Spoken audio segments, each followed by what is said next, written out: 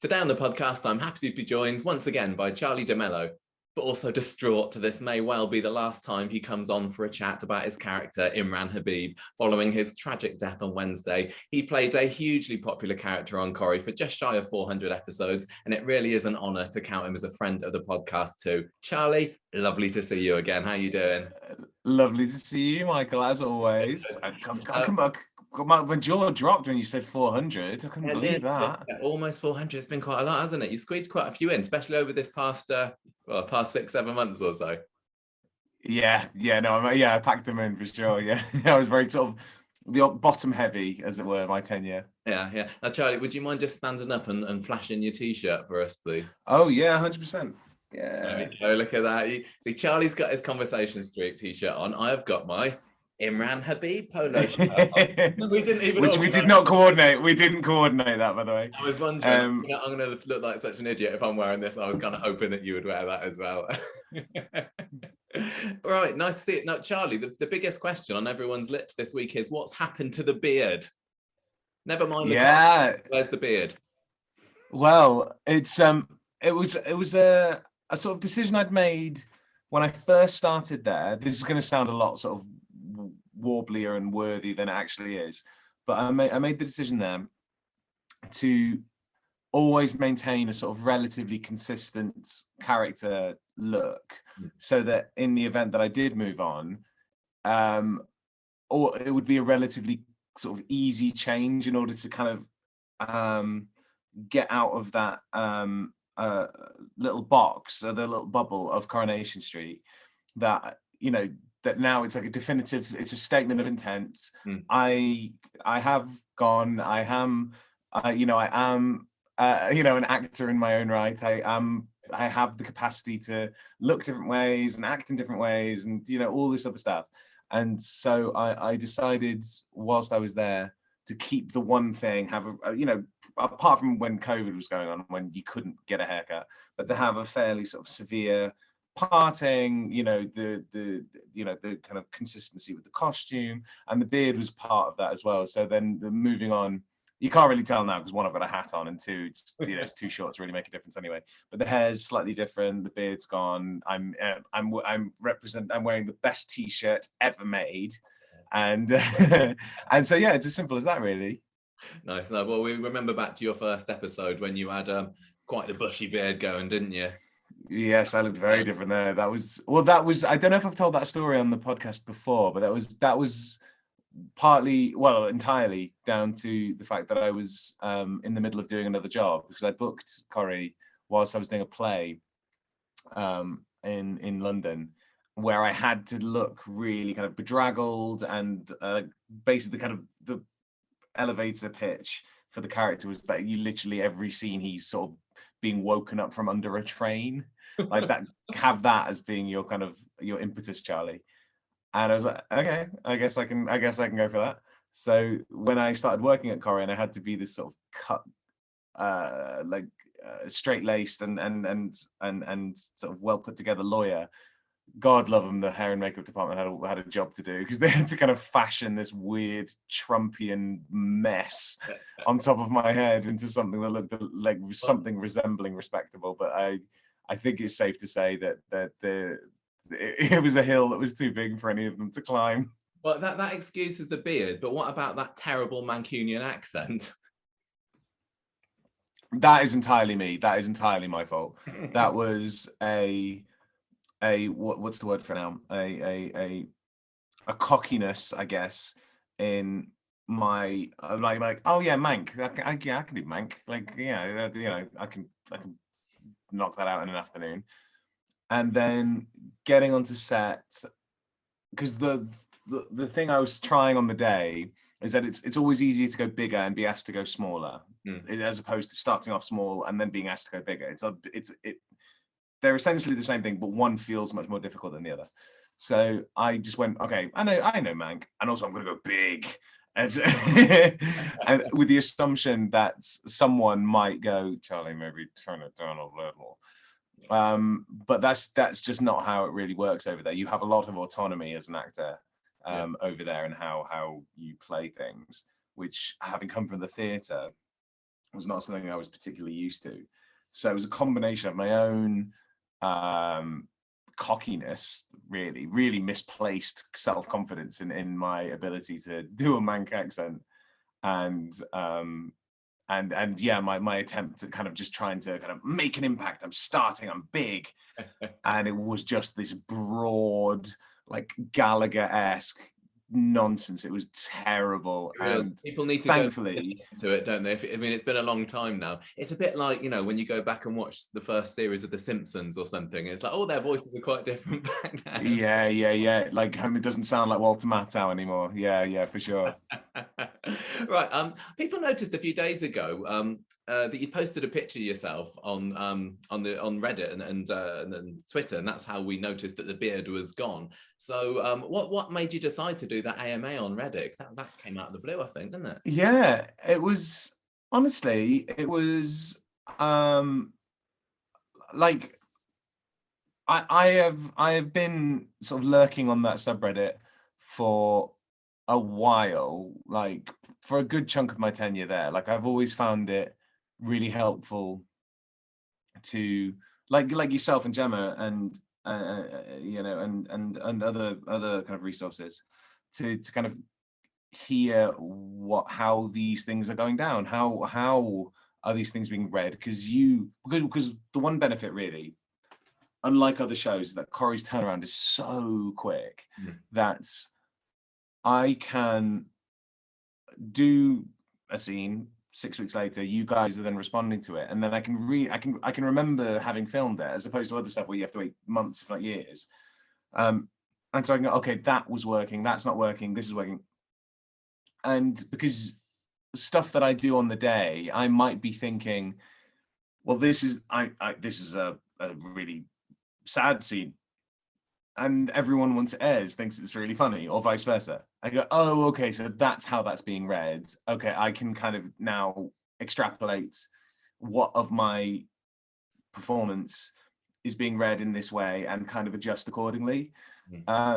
Which isn't to say that I was sort of catering necessarily. It was just a kind of, you know, if you pull a face, it might, you know, somebody might think you're doing a silly face, or someone might think you're doing a really sad face, and you might not necessarily be aware, like, your intention and its effects, they aren't necessarily the same thing.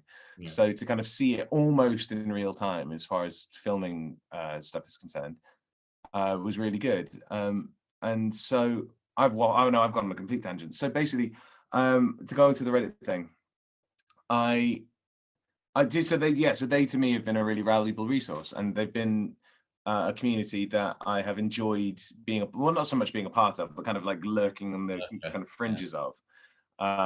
And so I just thought it'd be fun. I just thought it'd be nice to kind of pop my head in and go above the parapet and go, hello, I'm here, and just sort of, just talk about the show, because I like the show, I love the show, and I love the community that it's kind of engendered. And so just kind of like, you know, dive in and like properly get a chance to engage with other fans of the show.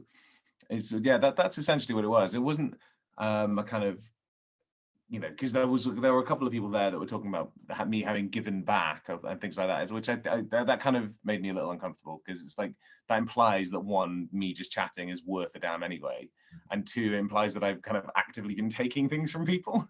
So I've been taking stuff from you, so now I'm just going to give a little back. So it wasn't really that. It was more just, I like the show, you guys like the show, let's chat about the show. I have a bit of an insight into the show, which you guys might not have, having worked on it for as long as I have. So I'm, you know, I might be someone that whose opinion might matter for something. So that was all it was, really. I think it went down really well from what I saw people posting on there. So let's get on to what we're not here to talk about beards, are we, today? We're here to talk about your exit from as in this week. Why have you done it, Charlie? You need to defend yourself now. Why have you left? Because I'm not happy about it. Why have I left? Yes, I know. Well, that for ever since the scripts came through, it's a week that I've been really worried about, because I didn't know if people would care. I didn't know if people would not just be happy to see the back of me, or even worse, wouldn't even notice that I'd gone at all. So that for one thing now, like, I'm just so pleased that it's gone down as well as it has. But as to my reasons as to why, it was like it's a two-pronged thing, really. So, like, I had, and this is nothing to do with the job, by the way. Like, this is I've noticed in a couple of the articles, it's not really led with this aspect of it, which I kind of understand, but nothing to do with the job. My first couple of years there were quite tricky. They were difficult in their own way, and I was ready in when would it have been, in early 2020 to kind of throw my hands up and go, "God, look, my time here has been very, very difficult." Again, just to add extra clarification, not to do with the job, it was a personal life thing. And I was kind of ready to just draw a line under it and go, you know what, I did my best, I really did try, but this has not been a super fun experience for me. Again, the job was brilliant, but just the whole kind of having moved to Manchester on my own and all that sort of stuff. And then COVID hits. It kind of was like, maybe put that resignation letter in a drawer. But like, funnily enough, and I've been sort of the strangest, almost beneficiary of the pandemic, was that one, the show never went dark, so we were always in work, which was amazing. And two, just the kind of camaraderie and the kind of vibe of, well, we've got to pull together. We've got to get the show on the air, because if we don't, then it will go off the air, and the show will suffer for it. And I then had such a brilliant time with it. I was almost immediately, once we got back from the pandemic, I was put in the room with Shelley and then Barty and all of their plot, which was so well put together. And to have been a small part of that, and then subsequently the 60th anniversary, and then working with Millie, and then having more to do with Georgia, it was just like, this is just a joy. Like, every day is a joy. There was not one day where I felt like I went to quote unquote work. It was just like, every day was just brilliant and a challenge, and everything that I could have ever wanted from any one job. But it was that kind of realization of, oh no, I'm having a real good time here, and I don't have a mortgage, I don't have kids, I don't have a spouse, I don't have any number of things that would necessitate needing consistency. Like, I was liking the consistency, but I didn't need it in that with a capital N. And so I kind of realized that, oh no, I need to go now, because if I don't, then I won't. Like, because I'm enjoying the job so much, and there is a line in the sand somewhere, I don't know where you do a job like that for X amount of time, and then you are that person, you are that you're associated, in it, which is no bad thing, but it could potentially make it more difficult to be seen as being capable of other things, possibly. I don't know if it's as bad as it used to be. It certainly used to be a real kind of albatross around your neck. I don't think it's that bad, but just, I wanted to make sure that was a line that I didn't cross as well. So there's a couple of things there going on. No, that makes sense. And Georgia was one of the first people you told, wasn't she? Yes, that's right. No, sorry, say that again. Before you told the bosses, Georgia was one of the first people. Yeah. No, I told her first.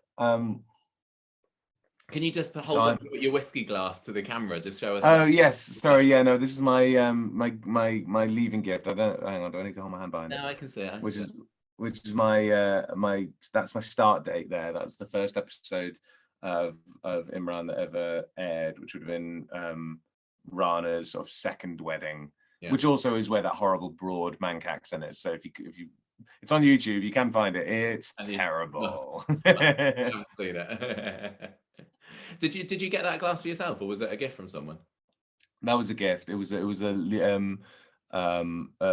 leaving gift from, which I think this, because there were a couple of little bits that I was so kindly given. I think this thing was spearheaded by actually no, maybe not.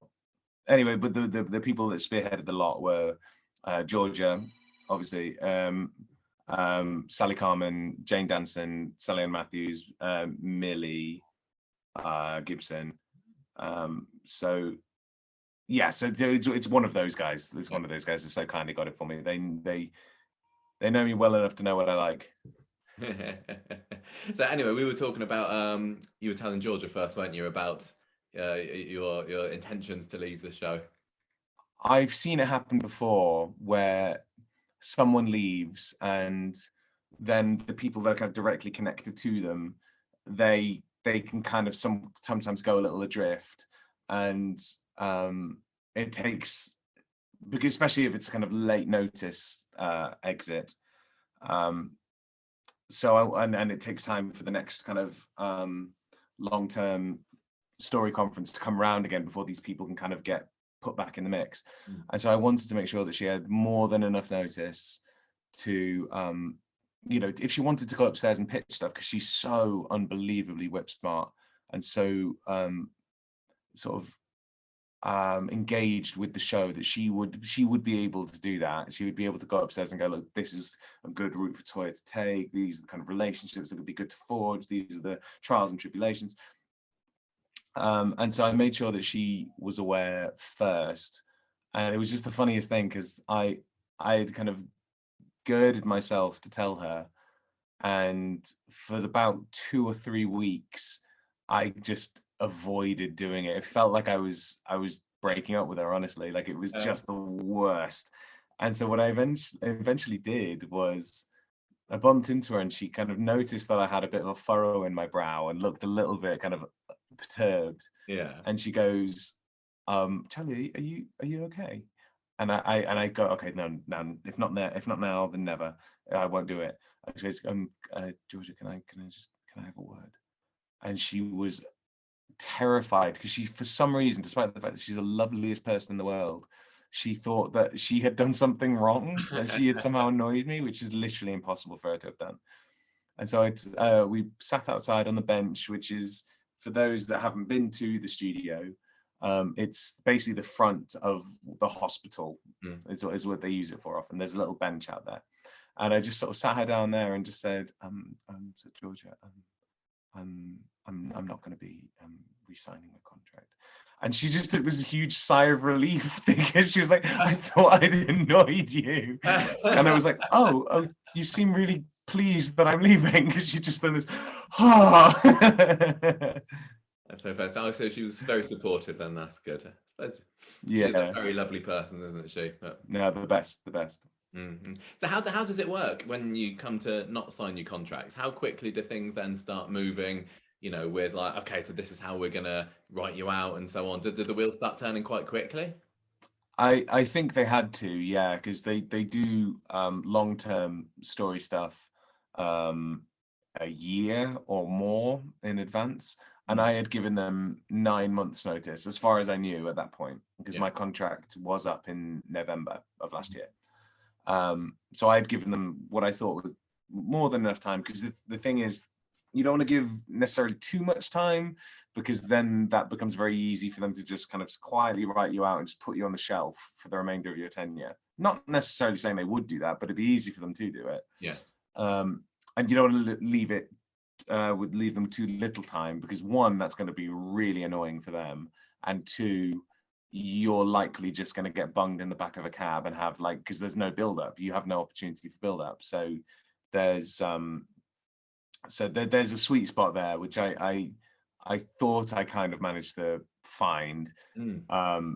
But the way it ended up working out was Ian. I had said to Ian on a Zoom call similar to this, look, I want to make it very clear to you now that if there is anything that you need me to stay for and finish up after my contract is done, I am 100% here for it. Like I love the show. I don't want to be the person that kind of takes my toys and goes home. Like I want to leave and kind of, if possible, make, have a kind of knock-on effect onto whatever's going to be next, kind of be a catalyst for something else. And he went, oh, right, brilliant. Okay. Can you stay till May?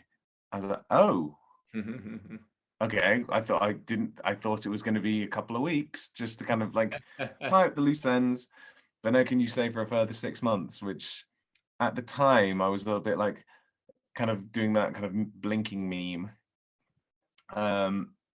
But it was, I'm so glad that that's how it ended up working out. Because I think had I left last November, I wouldn't have been ready to say goodbye to the place, to the people, to all of it. Like having had that extra time, it's meant that I feel so much more kind of at peace with the decision to have moved on, because I feel like I was able to wring out every last drop of my time there and just experience everything I could and be as present as I could and smell every rose along the highway. So so I'm really grateful for that. Yeah. You must have known back then that he wanted to make it the Britain's Got Talent week then, if he asked you to stay till May. And that's quite a big one, isn't it? That's a good week to go. That's the big week of the year. Yeah, I mean, it's not something I kind of considered at the time, because I as someone that's not an avid watcher of Britain's Got Talent, I didn't know that that's when the Britain's Got Talent week was, and also it was far enough.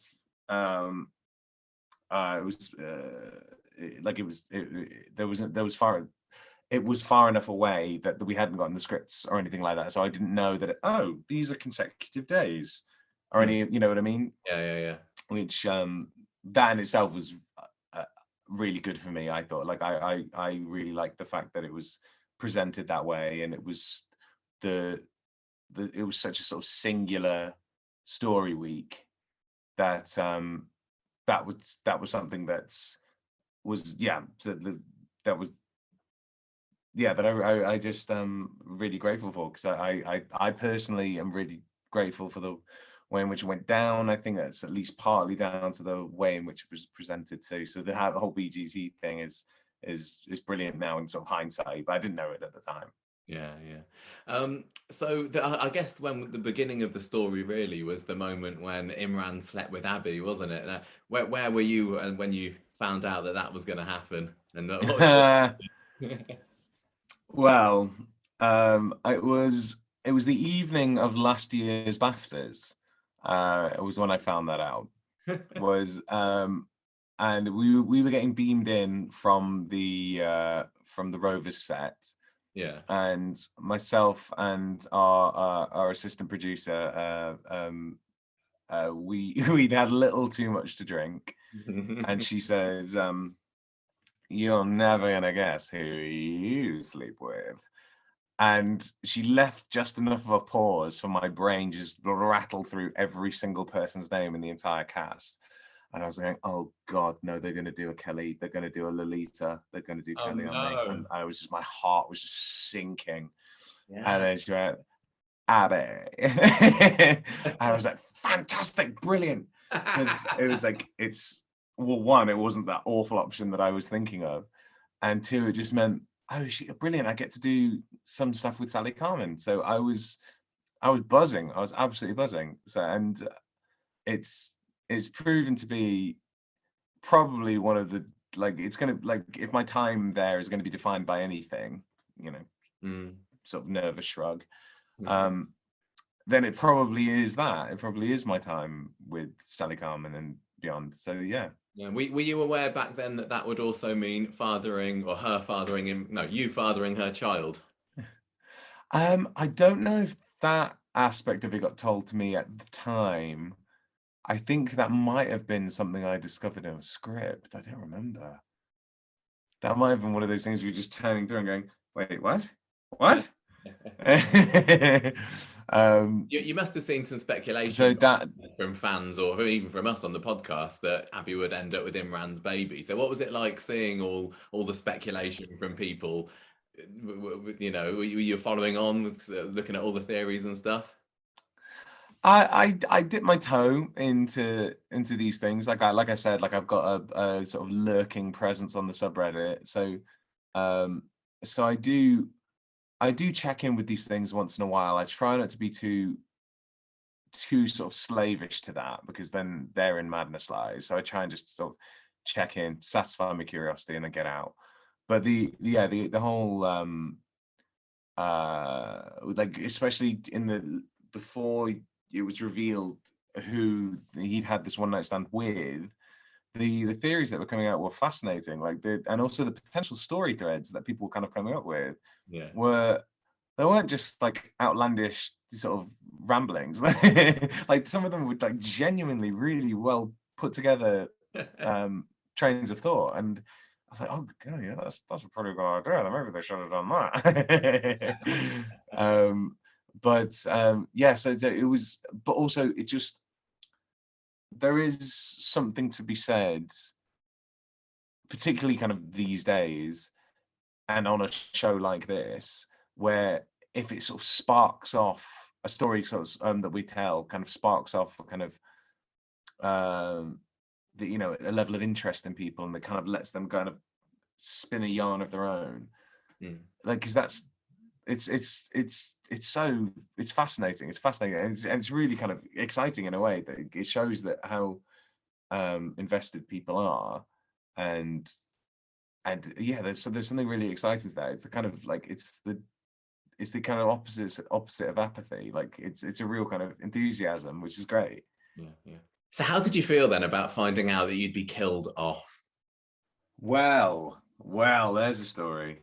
So because both Georgia and I, at this point, we were the only people in the cast that knew that I was going, because I had been asked by Ian to keep it to myself.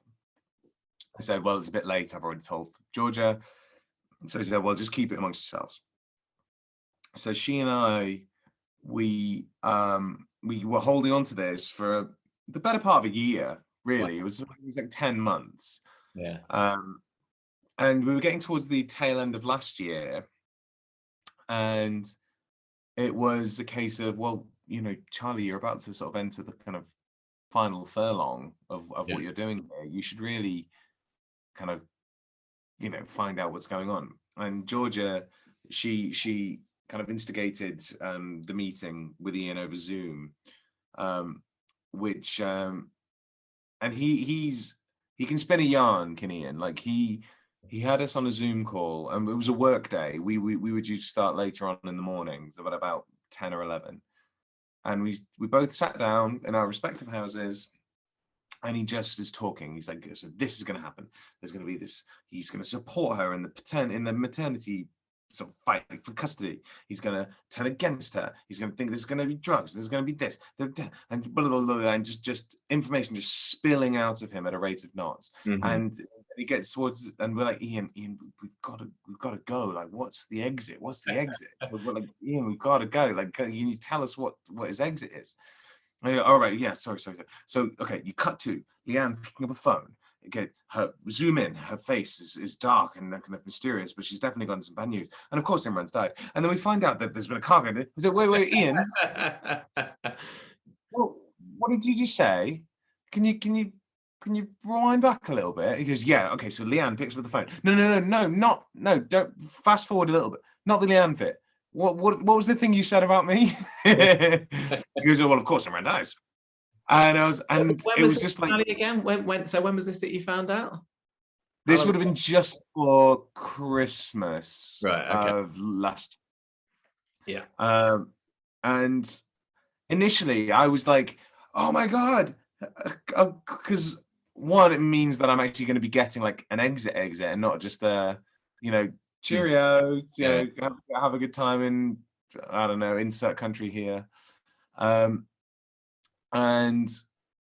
it also meant, that definitely means that Georgia's going to be getting stuff to do as a result of me having left, which is why I told her first in the first place. And then we finished the call, and then it kind of dawned on me. It was like, oh, that they really don't want me to come back, do they? Like they're salting the earth and kind of and just making sure that nothing grows here ever again. They're getting rid of all the Habeebs, aren't they? They got rid of your dad. Yeah. They're getting rid of you. We're allergic to living beyond a certain age. Mama Habeeb, Toya by marriage, and then of course Alfie. So there is something of a legacy. That is true. Yeah. Living on. And I just hope that whoever they cast as a little kid is extra cute and extra good. So you knew back then that most of the details. Did you know that like you'd be collapsing there, you'd be in a crash? No.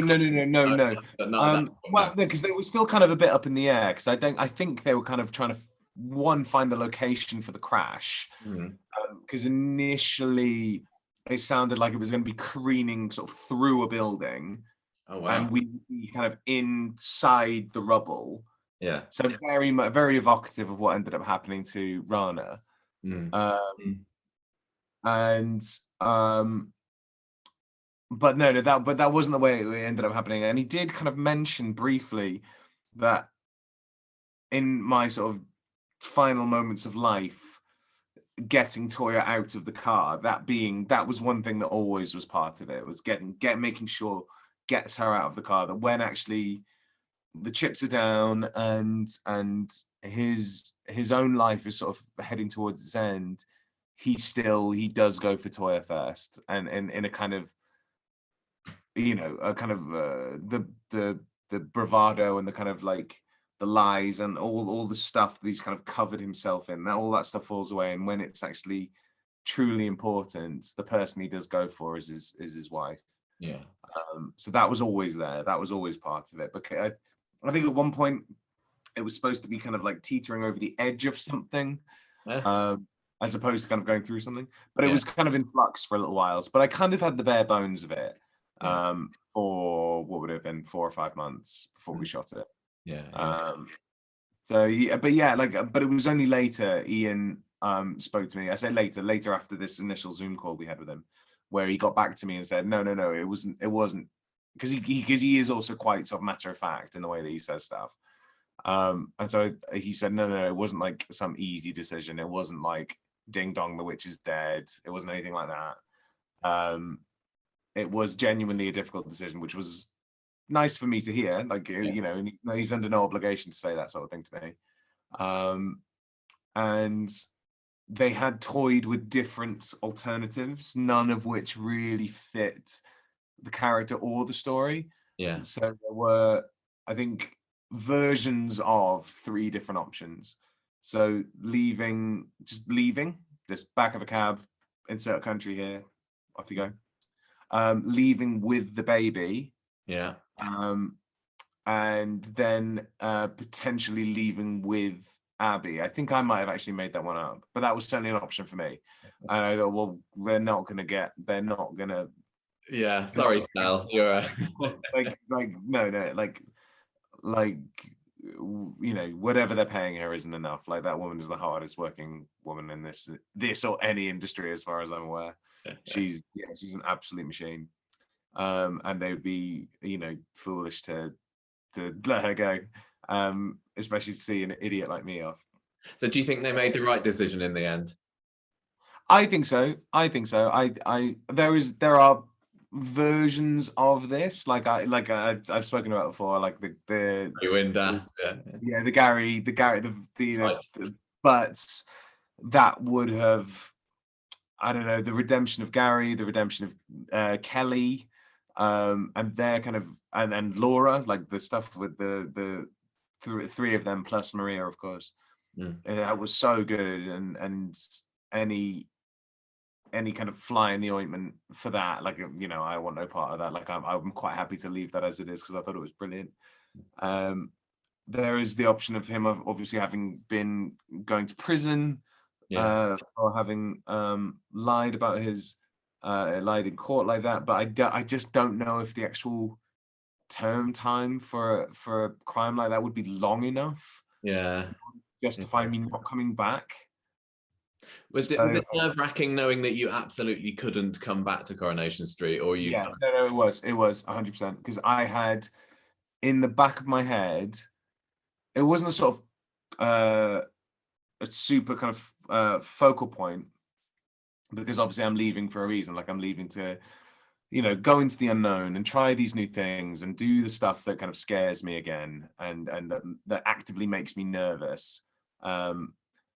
But always kind of in the back of my head, kind of thinking, oh, you know, the route that Georgia took in her career, going off, being unbelievably excellent in a whole host of different projects, trying a bunch of different things, you know, being front and center of, say, like Law and Order, and then being such a huge kind of cornerstone of Casualty, you know, doing you know, working on the Alan Bennett film, and all this stuff, but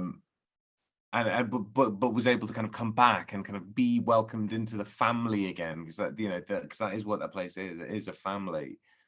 And to be told that, oh no, that is not an option for you. Is that what? Oh, yeah. And also, yeah, just to clarify, that what, yeah, I, unlike some actors which do request kind of a final exit in that way. Like, I did not.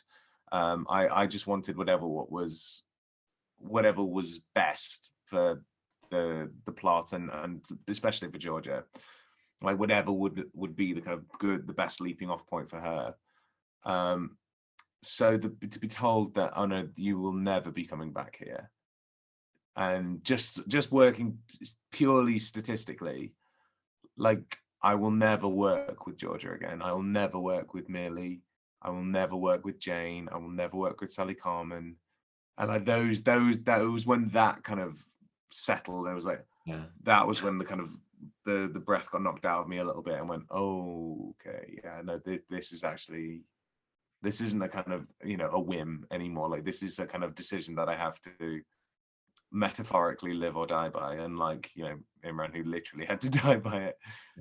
So yeah, that was certainly a difficult pill to swallow, but also, you know, the reason I will miss those people so much is because they're mates. But by rights, them being mates, I'm not going to be losing touch with them. I'm not going to not be seeing them. So that, you know, but I, you know, I had enough time to kind of flip-flop between kind of being desperately sad about it, and then also like, well, the reason I'm sad is because they're friends of mine, and I'll be seeing friends of mine because they're friends. You know, it was this weird sort of flip-flop. Yeah, and it was a great exit. I mean, you even got a whole trailer, didn't you? Let's talk about that for a little bit, because this was I'm so pleased with how that went down. I'm so pleased. In all its camera spinning glory. Tell me a bit about what that was like to film, because that was great. I loved it. That was brilliant. I was because I got a kind of mood board, sort of storyboard type thing about how it would look, what the kind of vibe of the thing would be, what would be expected of me. And, you know, these things are shot by kind of a crew that they bring in from outside. They come in with their own equipment, they come in with their own ideas, none of whom have a kind of direct link to Corrie. And so there was at the time a sort of worry that this thing's just been sort of concocted by a marketing department who've never seen the show, don't care about it, who've just been given a brief by Corrie themselves, and they've just sort of knocked something together. Just go, okay, like what can we do for whatever the budget was? Well, we need it to fill 20 seconds. Okay, right, when this. But the actual end product of one is something I'm super pleased with. I thought it looked really cool. It really did. I thought it kind of told not a story per se, but sort of gave a really kind of good sort of vibe as to what to sort of expect. And yeah, then the process of making it was really cool for me, because obviously I was the one leaving, and I was the one that was going to be going out into the world and experiencing new ways of shooting stuff, and new crews, you know, and new different types of camera equipment and sound equipment, and you know, and all that sort of stuff. So to kind of get a little dip a little toe in the water back into the outside world while still in the kind of relative safety of Corrie. Yeah. It was brilliant for me because it meant that I still kind of felt like, oh no, I know what I'm doing. I'm Imran. I kind of have the kind of Imran head on, so I'm confident, whilst also kind of going, what's that? What does that thing do? Who are you? So all that stuff was yeah. No, I really it was fun seeing the behind the scenes stuff that ITV put on their social medias as well. Makes me look ridiculous. Because the trailer looks so cool, but like actually what I'm doing is flopping like a fish onto a crash mat. It was funny though. I mean, and you must have seen, or I know you saw the trailer analysis that we did of it as well. I did see that. About that trailer. But honestly, I saw it and I thought, oh, 30 minutes, guys. I'm just gonna have to pretend I saw. I'm just gonna skip through it and just comment on. But I ended up watching, like, it was like, obviously it was, you know, irreverent and silly and whatnot, but it was genuinely really good. But there were red herrings in there as well. Like Adam, we thought, oh, he's going to have something to do with it, but he was barely featured in it this past week, did he? And Debbie, not at all. He may not have featured in this week, but I think he's going to be. Yeah. Well, I genuinely am saying this as I think, because I actually don't know. I haven't seen these scripts. I don't work there anymore. No. But I think he's going to be getting involved in you know, getting properly stuck in the aftermath. Like, this was the kind of stone in the water, and he'll be in the first sort of line of ripples. Yeah, well, I'm not surprised you left him in the lurch now, haven't you? You know, without him. Yeah, well, first Todd, and then Imran. So I know you used to shooting things all out of order in a soap, but how chronologically were your final week shot? Were the scenes in the crash the last thing that you shot, for example? Yes, no, my last day was my last day. Like, the final moment of Imran being covered in that white sheet, that was the last thing I ever shot. And my entire last week, that was done chronologically. So the flashback scenes in the car, we did that stuff first, of, you know, the kind of apology and her, you know, I hate you so much, Imran, I hate you so much. All that stuff was done first, and then it was the crash itself, and then the kind of waking up and the debris, getting Toya out the car, scaffolding falling down, you know, and then lying in the road and cradling her. And then I think it was that Thursday where it was all the kind of ambulances and all the rest of it, because that in itself, there's a lot of people, there's vehicles, there was a POV shot going on, like all that stuff takes a lot of time. So, but yeah, to answer your question, unlike most typical weeks, like my exit was done chronologically, which was a huge help, because to do something like because I was literally lying in a puddle and like having these, you know, slightly anemic chest compressions, I think it's safe to say. But then the idea of coming in the following Monday and going, pint of bitter, please, Jenny. Yeah. It would be like, oh god, it kind of takes the pathos out of the whole thing.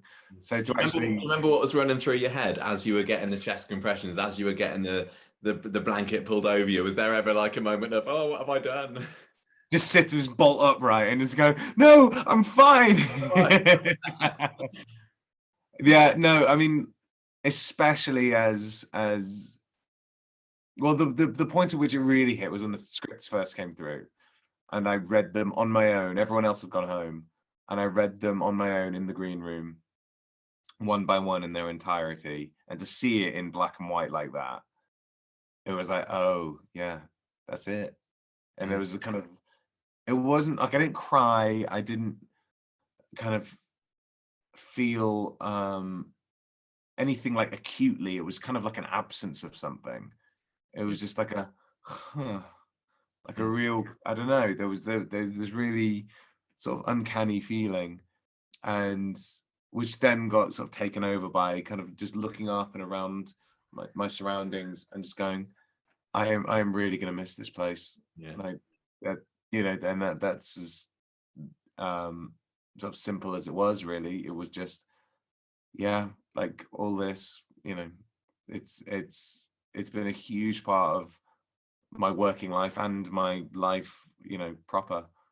And yeah, to say goodbye to it was, because it had kind of been a sort of idea, if that makes sense. It had been, and then when you saw it in the script, it's like, oh yeah, no, it's done. It's time. It's time to go.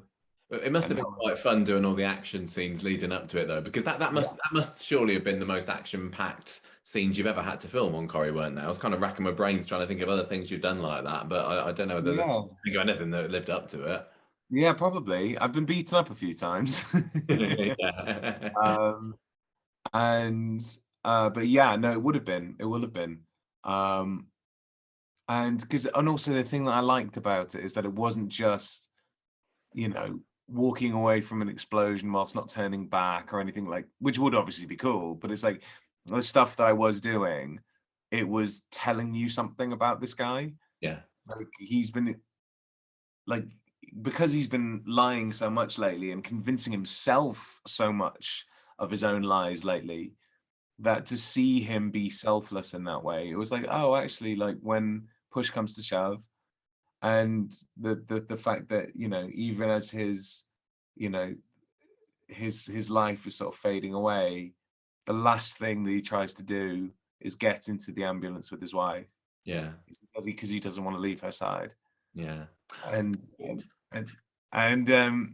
so, like, it was, I mean, like that, for example, just falling backwards, I think it's not a big stunt, it's not an especially impressive thing for people to see, but it kind of told you a little bit about him.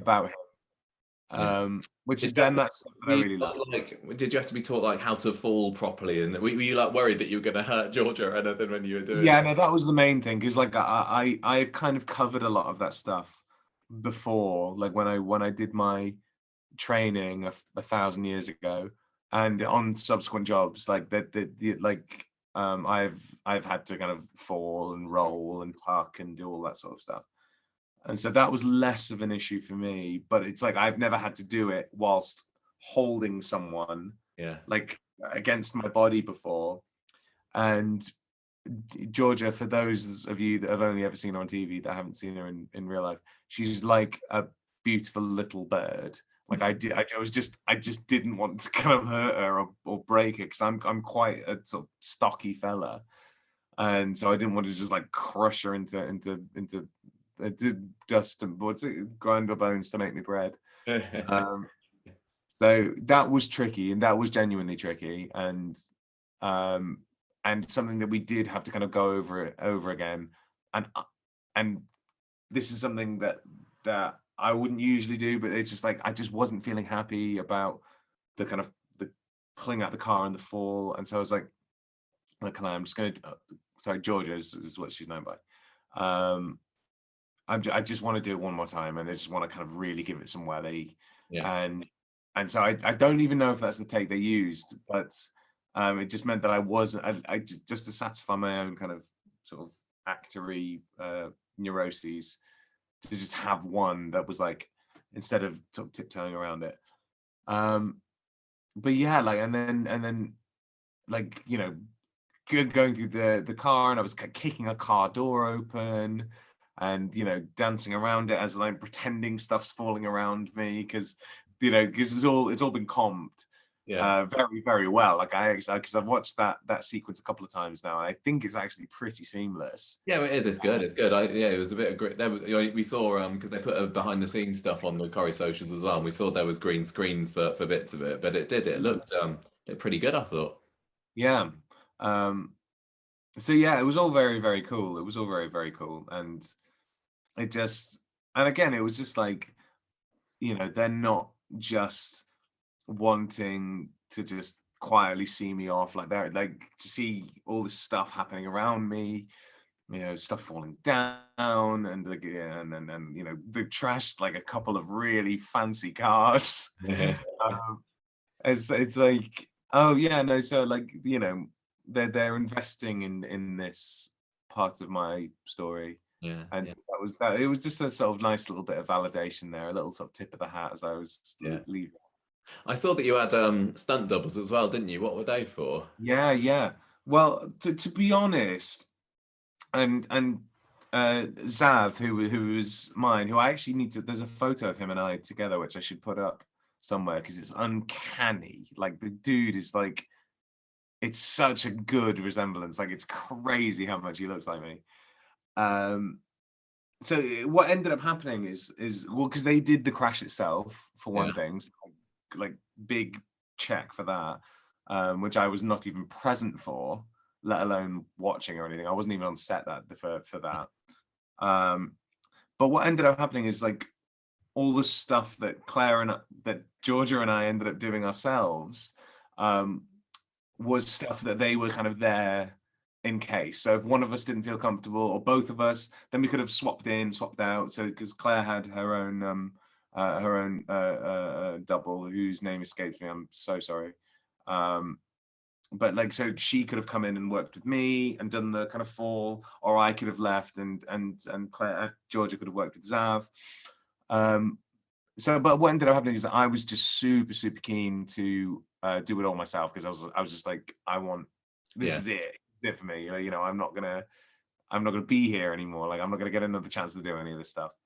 So I wanted to do everything I could that I was legally allowed to do, which turned out to be most of it, apart from the crash. Yeah. What I noticed when I watched it is that there are drone shots of the car as it's driving, and Georgia and I, we weren't driving then. That would have been our doubles. Yeah. When she hits the brakes and goes, "Why don't you just get out?" We actually did shoot that sequence, but it was of us. The camera was on us in the car, and we shot that somewhere else entirely. We were miles and miles away. So when they had the exterior of like the exterior, the kind of wide shot of the brake lights of the car, because that is essentially round the corner from where all of the ambulances and everything were. Oh yeah. In the kind of like the glassworks. So that was the glassworks when we actually shot the stuff that Georgia and I did in, oh god, where were we? We were not far from the Etihad. We weren't a million miles from there. So they did all that kind of stuff, all the kind of the wide shots of the driving and things like that. Yeah. So yeah, plenty, and they're incredibly accomplished. And I'll be giving Zav a call anytime I'll be that this kind of thing is required of me, because again, I cannot state how uncanny the resemblance is. Like I kept doing double takes of him because he's wearing the suit, he's got the hair, all the stuff. So he had the beard. I was like, good God. Really, I mean, I'm happy to just go and sit in the Winnebago for a bit if you want to take over. So what was it like watching the episodes this past week then? Did you sit down with your glass of whiskey or whatever to say I did. To Imran? I did. I in typical fashion, I wouldn't watch the episodes live even if I could. I always wait for them to go up on the hub. Because I just can't bear the idea of everyone watching it at the same time as me. There's something about that it's like, it feels slightly more private to watch it later. I don't know why. It makes no sense, but that's me. And yeah, I had my beautiful leaving gift, and I've been sort of sipping away whilst watching it, and just once the episode's done, to kind of do the obligatory doom scroll. And the main thing is like, obviously it's incredibly sad for me, and the finality of it, because up until this last week I've still felt very much kind of connected to the place, because walking around like I felt, I know I'm still part of the team, as it were. And then with the finality of the last week, it was like, oh no, that's me done. I'm now I'm an ex member of this company. So that obviously was very sad, but just the fact that it went down so well, like it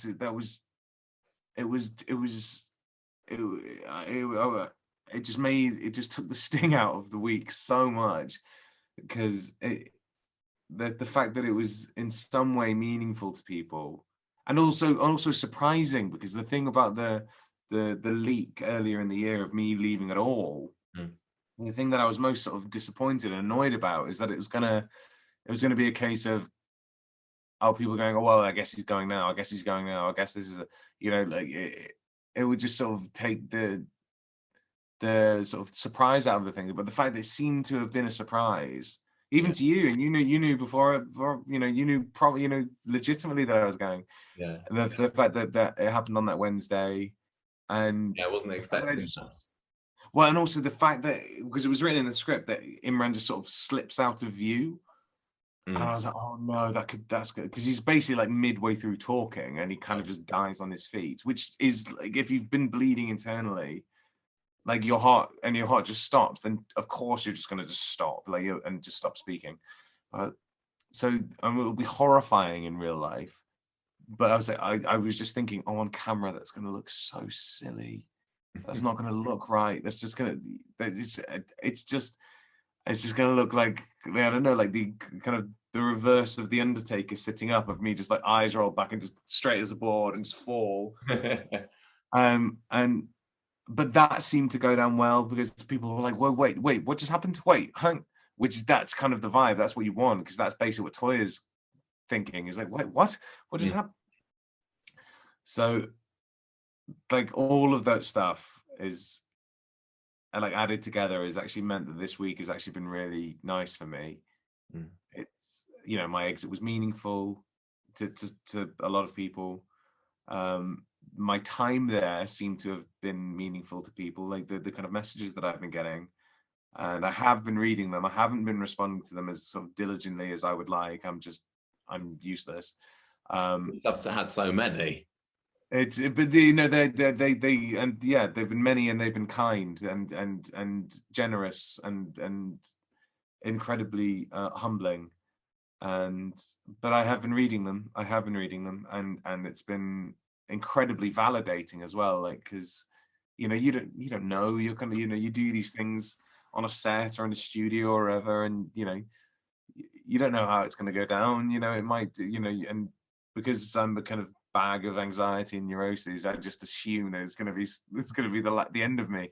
That you'll never work in this town or any other town again, because so the fact that it's gone down well is just like, I don't know, it's incredibly warming, and yeah, like, it reinforces the idea that I it wasn't just a job. Like, I was part of a family there for a number of years. And certainly in regards to you and Gemma, I'll clarify this now before I forget, that is not stopping. Like, I may be an alumni of Corrie, but I'm still very much an active member of Conversation Street. Like, that is very much that is very much going to be the pair of relationships that I intend to foster and enjoy moving forward. Well, of course, you're very welcome to stay. So what are you going to miss the most about being on Corrie then? The people, is it, I guess? I mean, it's the boring answer, isn't it? Like, it's what everyone says, like when they're on Lorraine or whatever. It's like, oh, the people. And I remember watching interviews like that before I started working there, and just thinking, what an insipid, pointless, boring answer. Like, it's the worst. But it's like, having been there now for a number of years, it is the truth. Like, jobs are what they are. Like, they can be good, they can be bad. And Corrie, over the years and over my tenure there, it has been both. But the thing that has made it something that is genuinely special and genuinely something that I will an experience that I will treasure and will remember for forever. It's the people that work there. It is from those relationships that I've sort of that are closest to me, like those who are on the floor, like in the acting company, like with obviously Georgia and Millie and Sally and Jane Tal, but also our crew are just incredible, and like some of the wittiest, funniest, sharpest people ever. And it's almost like it's a waste that they're not being put on camera, because they're absolutely brilliant. And I mean, you've met some of our writing staff. Yeah. But they're just think of the kind of titanic feat that they have to pull off every day, every week, every month in order to get this thing made, let alone it be good. Like just to get it done. Like, it's incredible. But it always is like it, we to this day, we never went dark all throughout this entire sort of craziness of the last few years. We never went dark. And that's, the kind of industriousness of that department is just, I mean, I have no words for that. So, but yeah, no, it is the people. It is the people. That is it. Like the kind of iconic nature of the show. You might think that, it's being on the cobbles or being in the Rovers and being like those things. They are what they are. Like they're nice. They're nice to see and they're nice to kind of be around, and to think, oh, so and so stepped here once. I'm sharing the same sort of floor space as any one of the kind of legends that have worked there over the years. But that's not the thing that I'm going to be taking away with me. The thing that I'm taking away is my relationship with those people. The people, like that is the thing. I know you'd done a little bit of a work on EastEnders before you went to Corrie. Yeah, I did. Yeah. What would you say working in a soap opera for all this time has taught you? What lessons are you taking away as an actor? Not to be precious, for one thing. I think that Corrie does teach you to get these things done quickly. Don't slave away. Like don't. Because what I also have a habit of doing this, is getting bogged down in stuff and becoming very precious about every single thing, to the point where you cage yourself in and you don't allow yourself to just be free and just be in the moment as the scene's happening. I have a habit of being very particular, which is not an admirable trait in my line of work. Like, and because Corrie moves at such a rate of knots, I say it's got to go in quick, it's got to go out quick. You've just got to just do whatever feels right in the moment. You just do it. And it's like, and when I did fully let myself experience that and do that, I was like, actually, I think that's when I was at my best, if I'm honest. And it was something that I never would have done. Like if I was doing a kind of single camera drama and I had 6 weeks to learn a script, and you're doing a scene a day, like it would just be so easy to just get bogged down and like, this is the right way to do it. You stay in your lane. I was like, well, actually, like, then you're not exploring anything. Then you're not actually discovering anything. Then you've made the decision when you're at home, and that's pointless. So do not be precious is a big one. I mean, I've now got an ability to learn lines very quickly, which is obviously great. Now that I'm in the process of auditioning again, that's proving to be very helpful. I mean, it's not a specifically Corrie rule, but just being nice, that's not a lesson I learned at Corrie, but it's a lesson that people should learn if they're going to be going into Corrie, because the nice ones, they go, they're the ones that make an impact, in their own way. Like you think of George Banks, like people still talk about George Banks over there, and he did what, 40 episodes? I thought 40 odd. Yeah, he was definitely under 50. So he did, as I've now found out today, he's done a 10th of what I did. Yeah. And people still talk about him. Like he was so well loved over there. And it's that kind of thing. Like it's just being a nice person to be around. And I was desperately trying to find a way in which to kind of work George into the conversation. I'll let him know. Yeah, because he needs talking about more, because that boy he's a mensch. He's brilliant, and he's brilliant, and he should be in more things. And what would you say that how would you say that you've changed as a person since being on Corrie? Are you a different person than you were 5 years ago? Well, that's hard to say. Yeah, it's been a long time. I think as far as the job's concerned, I certainly feel like I have more ownership of it. Like I feel like, that I'm not a sort of charity case anymore. Like I am worthy of putting on a census that I am an actor for a living. I have a kind of newfound sort of confidence in myself, I suppose, as a result of this job, because it is just such a supportive atmosphere, and it does sort of tend to you incredibly well.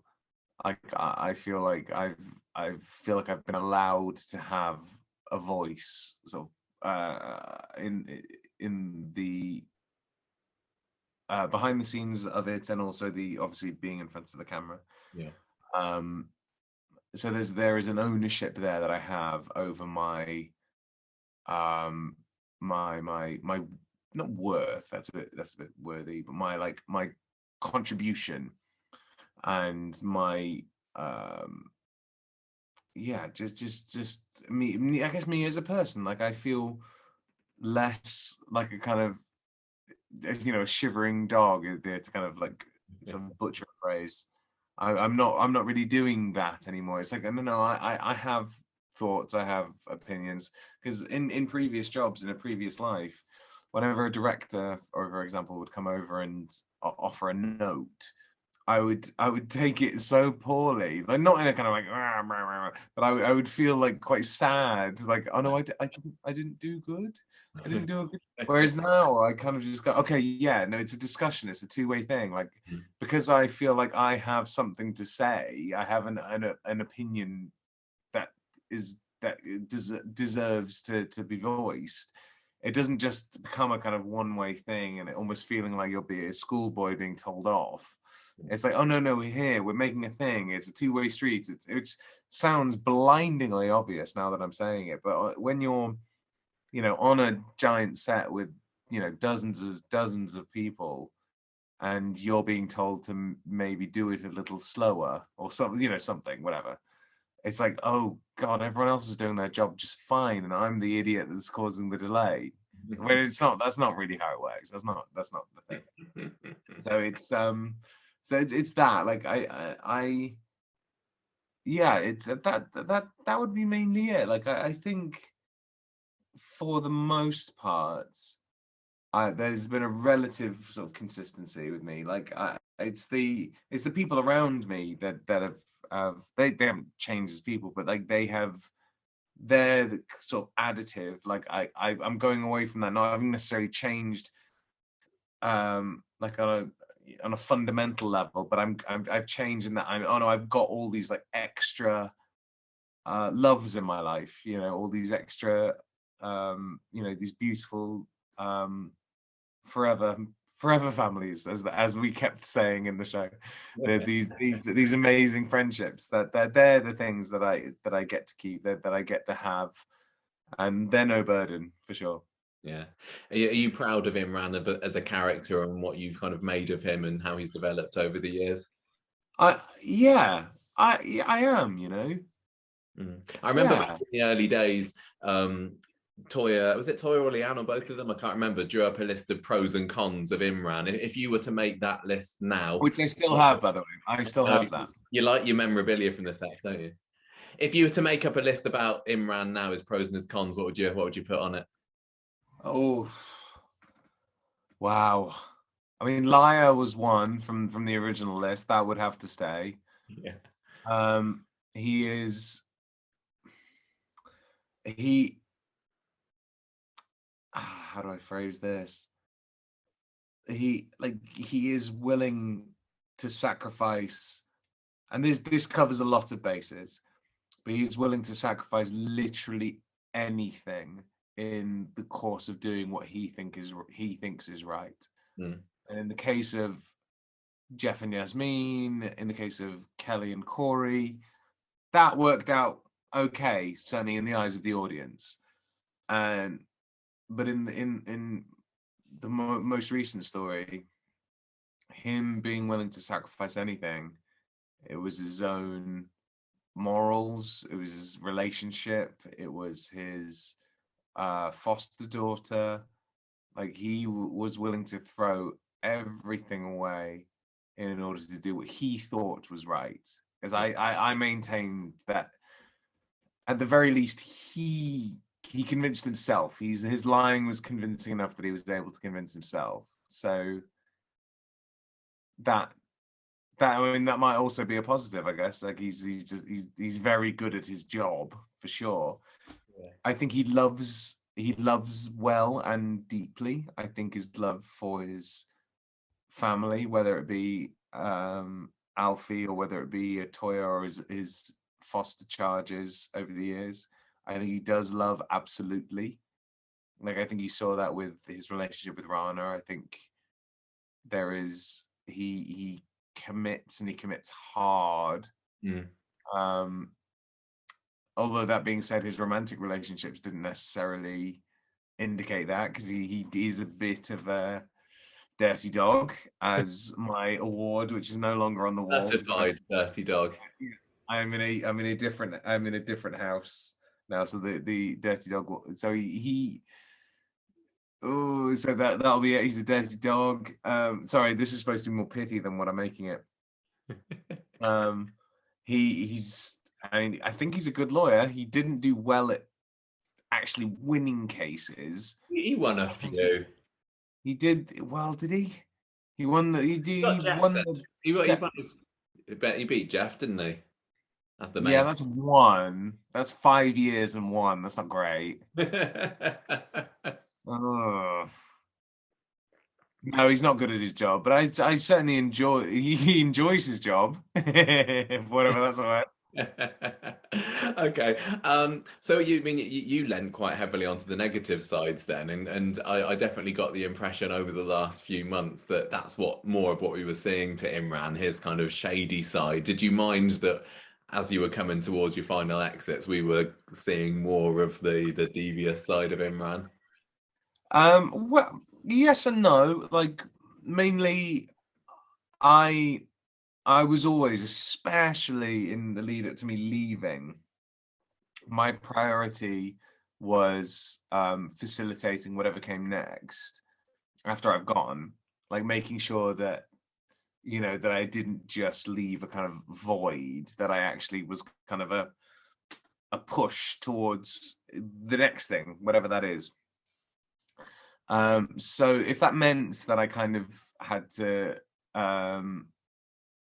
be considered a kind of villain in the eyes of the audience, then so be it. Then that's fine. Like if it especially if it's someone like Sally Carmen, like I would think I was a villain too. Because she's so lovely and brilliant.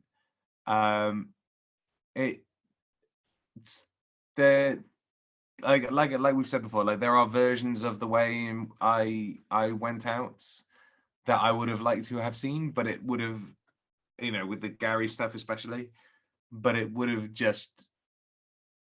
meant that I would have lost out on, as a viewer, on too many other things, like the Kelly scene with Laura and Gary, like doing his like weird Pilates dance. I could have missed that. Like my life and my relationship with Corey is better for having seen that. Yeah. You find it hard not to take the criticism of Imran personally, though, because you said you were watching and seeing viewers' reactions and looking on Reddit and Twitter and whatever, and there was a lot of hatred towards Imran. Did you? Yeah. Able to say that's? I think I'd be lying if I wasn't at least a little bit sensitive to it. Like I don't want to be. I'm not proud of the fact that I was. But at the same time, the sort of vitriol was always directed towards him and not directed towards me. There was a definite distinction being made between, oh, Imran, you're a horrible bastard, bleep is appropriate, and Charlie, you're crap at your job. Yeah.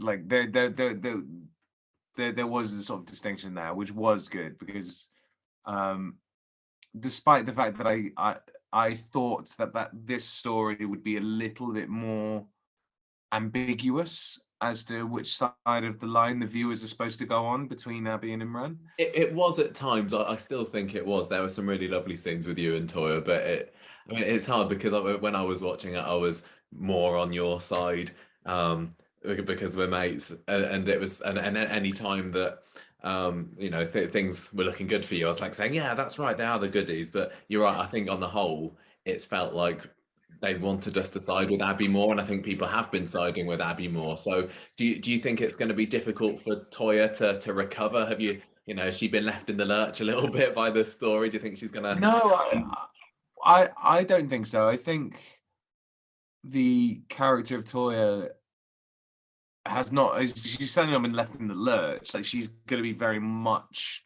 a focus moving forward, because I have actually, in a week or two after I left, I spent a bit of time up in Manchester before I moved, and I read lines with Georgia because, well, one, because I actually genuinely like doing it. Like, I don't know why. It's my job, I suppose. But also because I was curious as to what's going to be coming next.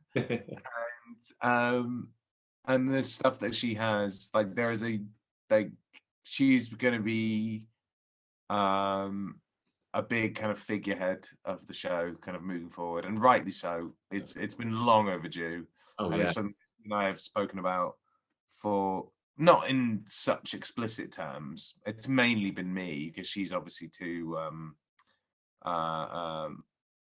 what's the word now?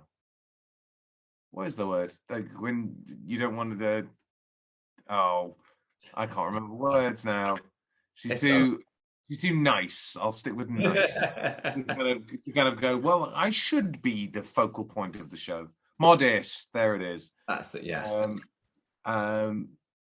But she, yeah, no, I've been sort of banging this drum for years, in that Toya should be, you know, and, well, mostly Georgia, but Toya as an extra should be focused on all the time. I think she's brilliant. I think she's a massive coup for the show. I think having her come back all those years ago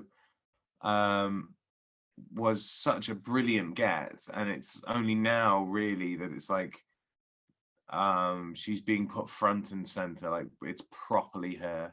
It's properly about her. Yeah. And I think that, like, last week, like, oh, go on, sorry. I was going to say, I think this past week especially has shown what a fantastic actress she is. Some of the performances in this Got Talent week. Like, even that needed to be proven. Like, she's proven time and time again. But it's like, yeah, like, and I would agree. Like, the scene that she had with Baby Alfie. Yeah. Like, because I hadn't seen that. Like, I wasn't there for that, obviously. Like, I had left by then, by the time they shot that. And I was crying and crying and crying. And I told Georgia about that. And she assumed it was because it was just a sad week for me, because obviously it was my final time there. And it was like, no. It was like the week itself has actually been really invigorating for me, because the response has been so good. And I think watching it, it's a piece, as it were, like that week being a kind of a story in and of itself is something I'm really proud of. But no, it was just your performance. It was just unbelievable. Like, you're talking to a baby that I have worked with, that I know full well doesn't cooperate all of the time. And you're just absolutely killing it. Yeah. And it was so sad. It was so sad. And she yeah, so having her be right front and center and in the thick of it is something that I'm really looking forward to, if nothing else. Yeah, do you think you are going to be tuning in from time to time still to keep up with what Ellie's doing, what Toya's doing, what Abby's doing? 100%.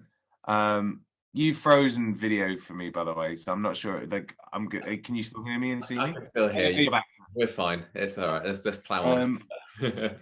So yeah, I have asked both Georgia and Millie to let me know whenever they have big stuff coming up. Georgia already has let me know about big stuff coming up for her. Good. Millie, I know that there is stuff kind of gonna be coming. She hasn't. It's not at the stage yet where she can give me specific dates, but that big stuff is coming for her. Yeah. And I mean, I would watch the two of them read the phone book. So I'm quite happy to sit and watch them be brilliant, doing their own big stuff in Corrie. So yeah, I'll certainly be tuning in for that, and I'm going to be doing my absolute best to keep on top of it. Otherwise, but yeah, like the nature of my job now is quite different to when I was there. Is that and then I'm kind of a bit of tumbleweed, kind of just being buffeted around by the wind. Like I don't know where I will be or what I'm doing or You are doing things, aren't you? Even though you're not allowed to tell us what they are, you are keeping busy.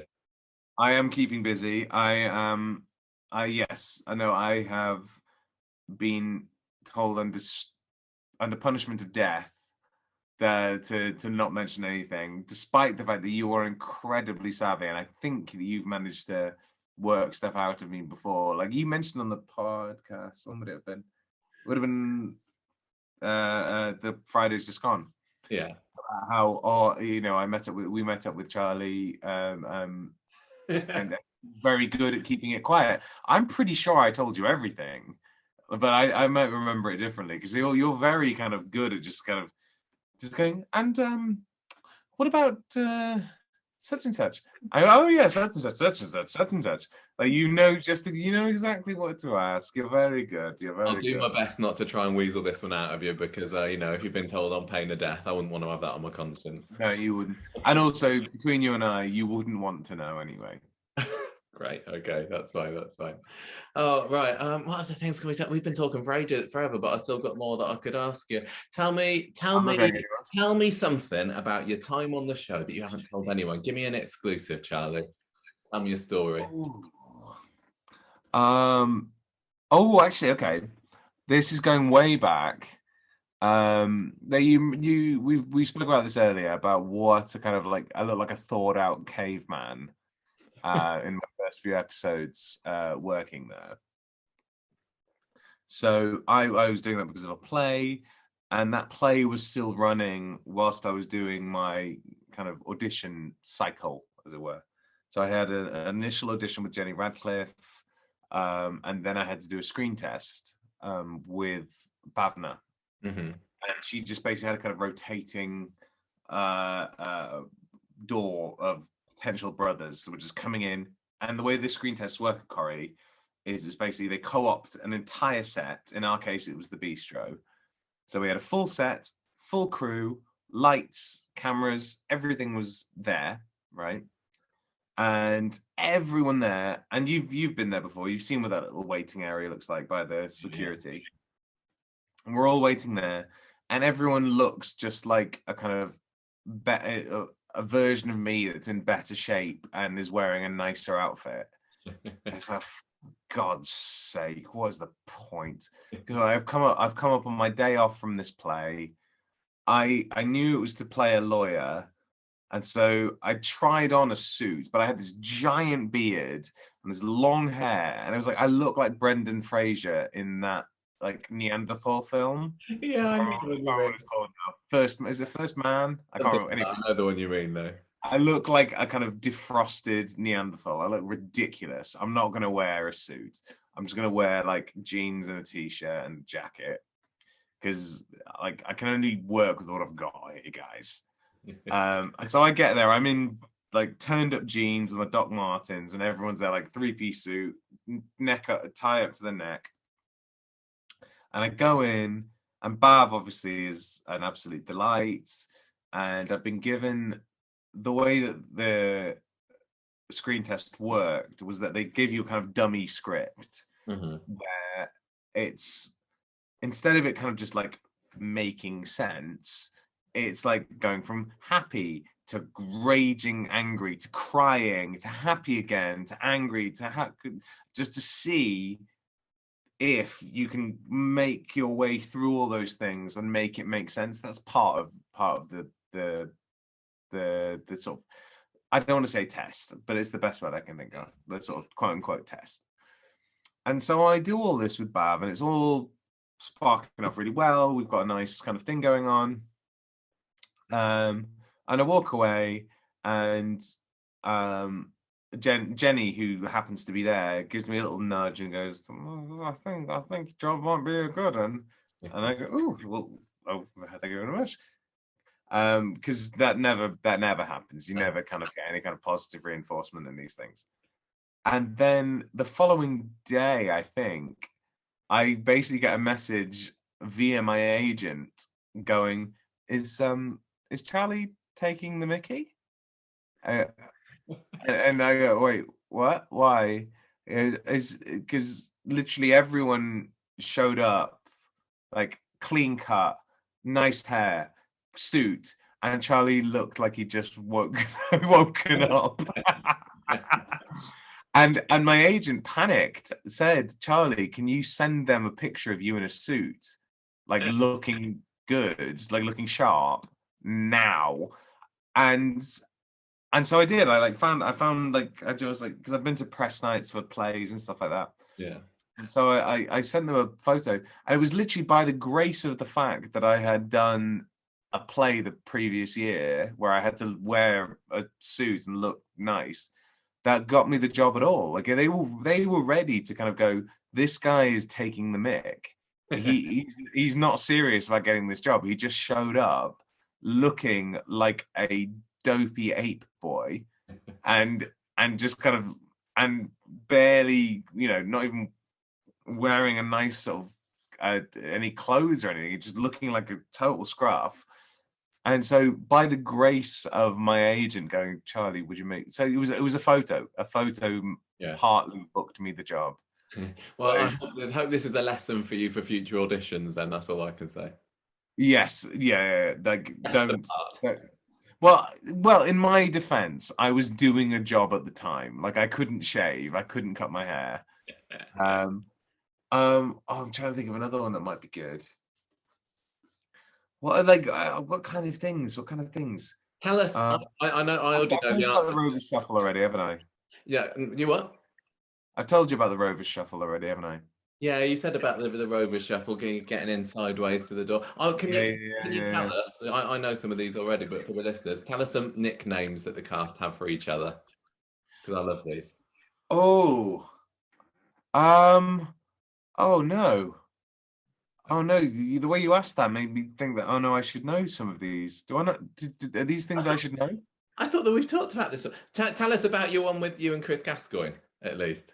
Oh, yes, I can tell you this. Tell me that one. That's one that So the scene where it was Rana's sort of memorial thing, I can't quite remember now, where Faye Brooks and I kind of go, Carla, it's your fault. You did, like, I'm a very good actor. Oh, you did the things. And report. Whatever happened to the report? That's a loose thread that they're never going to cut now, is it? I think it might be underneath your pillow behind you there, Charlie, I reckon. Honestly, 6 months I was banging on about that bloody report. Anyway, Kate's her name is. Kate Connor goes, I'm sick of this, I'm going away. And she storms off and is walking along Victoria Street, and I'm chasing after going, Kate, stop. And Peter Barlow, Chris Gascoigne, sort of stops me and goes, whoa, what you doing? And instead of kind of, because Imran's cross because of Rana and the report. And so instead of actually stopping and having a conversation with this man, he just dinks him straight in the eye and carries on his merry way. But I could not stop myself from making the sound effect, like Ewan McGregor apparently does when he's playing Obi-Wan, doing the lightsaber. every time he stepped up to me and I punched him, I just went doof, doof, as I hit him, just this little doof, like making the sound effect, to the point where Chris, kind of hands on his hips, was going, Charlie, what are you doing? Like, you don't say it, you just do it. That's okay. All right. Sorry, Chris. All right. So I'm so sorry. I'm so sorry. Okay. Oh, doof. Oh, I did it again. And then did 5, 6, 7 takes were going in. And Corey, like, if you're getting to the 7th take, like, it's like, ugh, it's bad. It's bad times. And to the point where he, hand on hip, kind of declared to the crew and the world that now and forevermore shall I be known as DOOF exclamation point. Duff. I shall be. So as we pass each other in the corridor or on the stairwell, you're right, Duff. Little nod, little upwards nod. All right, Duff. That's so funny. Looking clever. I also wanted to ask, and we are nearly at the end now. I wanted to ask about that brilliant piece of artwork that you put online the other day. The Charlie Has Left Coronation Street Spider-Man in my leaving poster. Yeah, tell us about where that came from. Well, I came up with the idea because I'm a big comics fan, a big nerd of all different kinds, and I really wanted to have a decent leaving poster, because so many of them are such like clip art nonsense. They're usually so rubbish and so easy to ignore when the thing you want is to catch people's attention so they actually come to the bloody thing. And I love that panel of from Spider-Man No More of Peter Parker walking down an alley away from the Spider-Man suit. It's kind of flopping out of a bin, which in the second film they've got a little sort of visual reference to. And I just thought it'd be really cool just to kind of take the slightly more recognizable aspects of Imran's costume, the ITV pass and all that stuff, and kind of similarly jam it in the bin, have it kind of flopping out and hanging out, and then doing the kind of solemn walk away from it. And so it was Danielle, who works in our press office, and she's also the person that does the, when people are doing the stills on digital spying and other kind of online outlets where people are like mid conversation and they're like doing the midway through a gesture when in fact they're taking a photo, and it always looks a little bit weird and posed. But that's no fault of hers. That's a fault of mine. That's her that does that. Right. And so I asked her, like, I've got this idea, like, would you be interested? Would you be able to do it? Or are you happy? And she goes, absolutely, yeah, 100%. And so we did that. We did a little photo shoot, and we had like a bunch of different versions. Like I was walking in slightly different ways and like turning my head in slightly different ways. And then I took it to our art department, to one of our graphic designers, who's a freelancer called Jan, who I presented him the photo that Danielle had taken, and he went, because I'd been given his name because apparently amongst his department he famously would know the reference. He is a giant nerd, apparently. I don't know him well enough to say for certain, but his department tells me this. And I say, look, this is kind of what I'm thinking. This is kind of the information that I need to kind of convey. Like, is this something you'd be able to do or be interested in doing? And he goes, yeah, absolutely. I go, well, what's your going rate? Like, of course, I don't want to kind of take advantage of your time. And he goes, no, don't worry about it. And I spoke to his colleagues later and said, like, what, I need to get him something. Like, would he like a bottle of wine, or and the two options I was given were get him a Gundam figurine or get him a PlayStation Network, like little cards. I was like, this guy's my people. This guy. And yeah, so I gave him the vaguest of like, this is the photo, this is the Spider-Man thing, like, and he did it. He had it done by the end of close that day. Wow. Like, it was unbelievable. Like he went, you know what, this is something that actually interests me. Yeah. This is a thing that I can do. And yeah, he knocked it out in like a few hours. Like, it was incredible, and I'm so pleased with that. I think it looks so cool. It's something else for your wall alongside the Dirty Dog certificate. Yes, and also that same art department. We got print offs done to put around the building at Corrie, and I was literally midway through saying, "Oh no, I will make sure to take one of them down off the wall before I wrap, so I can have it."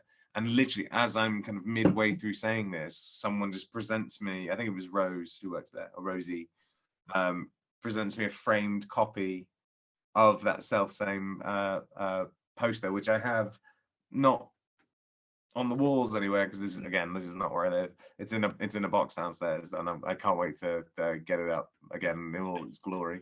Great.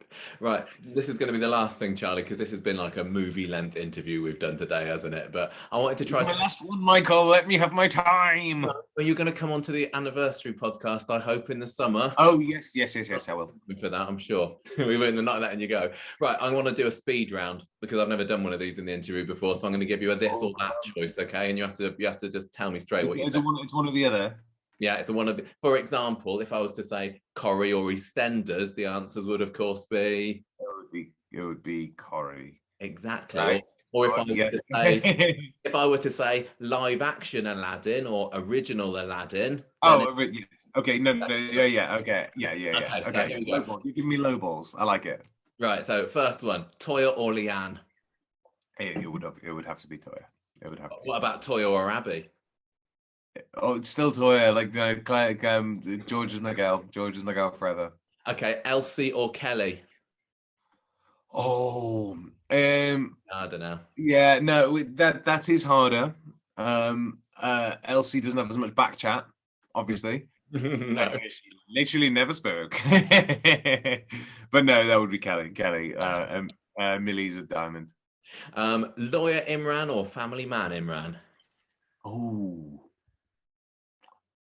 All right. I think I enjoyed Lawyer Imran more. Okay. Slightly. Taking down Jeff or taking down Corey, or trying to take down Corey?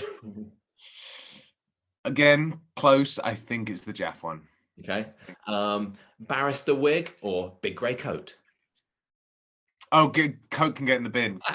Coat can get in the damn sea. The cursed sea. Wig any day of the week. My God. Indoor shoot or outdoor shoot? Indoor. It's Manchester. It's always raining. Yeah. Punching Peter or punching Nick? Ooh. Punching Nick. Okay. Lawyer's office or Toya and Imran's flat? A lawyer's office. Okay. If you want explanations, I'm happy to give, but we're doing speed round. Meat lasagna or veggie lasagna? Is this Charlie or Imran? Charlie. Meat lasagna. Like aubergines are not a nice vegetable, guys. Like, come on now. No, it's true.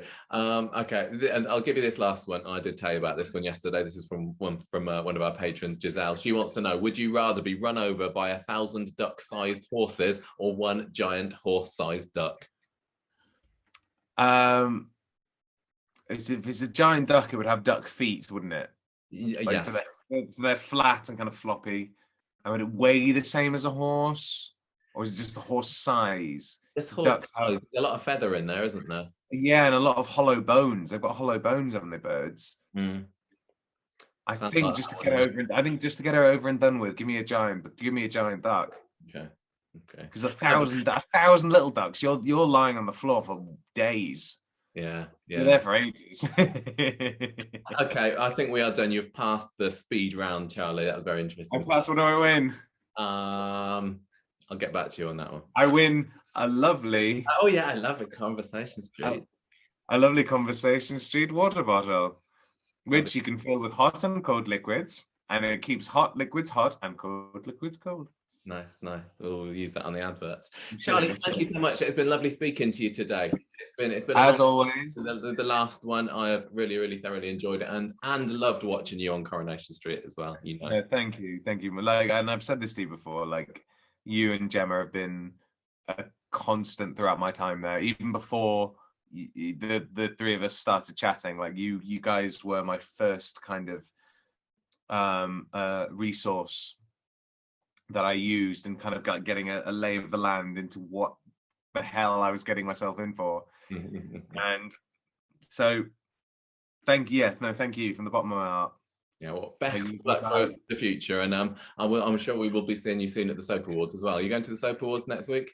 I will be at the Soap Awards next week. I cannot wait. We will yeah, and also it'll be nice to be there, but almost I'm kind of like bridging the gap basically between a kind of it being a work do and being there as a fan, like because I don't work there anymore, but I get to kind of enjoy sort of basking in a do like that. So it's going to be really fun.